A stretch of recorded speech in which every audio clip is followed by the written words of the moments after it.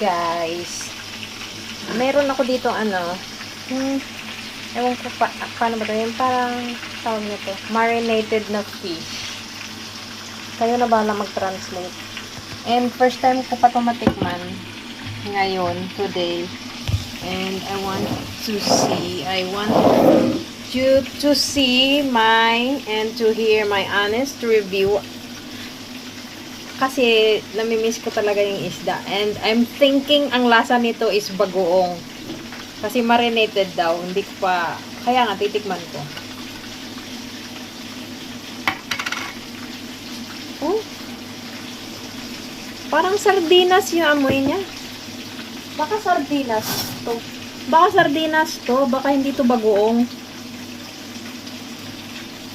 Kasi may mga may mga spices na sibuyas na maliliit, tsaka chili.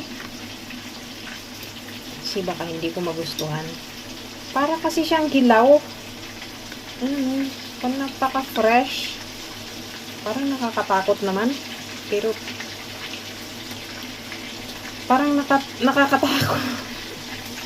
Para kasing naaalala ko yung kinakain nila sa mga video na mabaho. Pero hindi naman siya mabaho. Amoy tomato sauce na parang sardinas talaga. Tikman nga.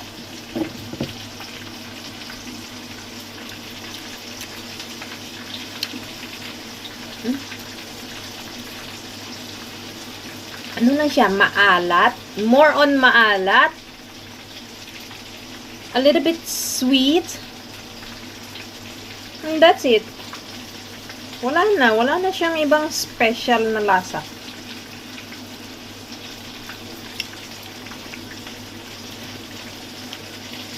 Masyado lang siyang maalat at masyadong matamis. Parang hindi magandang iulam sa kanin. Yung kung saan ba ito maganda pwedeng kainin. Hindi naman siguro ito pwedeng pang palaman sa bread, no?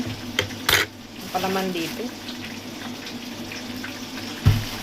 Hindi ko paano ito kainin. Siguro hugasan ko na lang siya tapos iprito. Ganun siguro yung purpose nito. So, tomorrow, hugasan ko na lang siya tapos iprito ko. Well, thank you for watching me. Watching me. I see it a bit. Bye-bye! Nasunog na yung niluluto ko.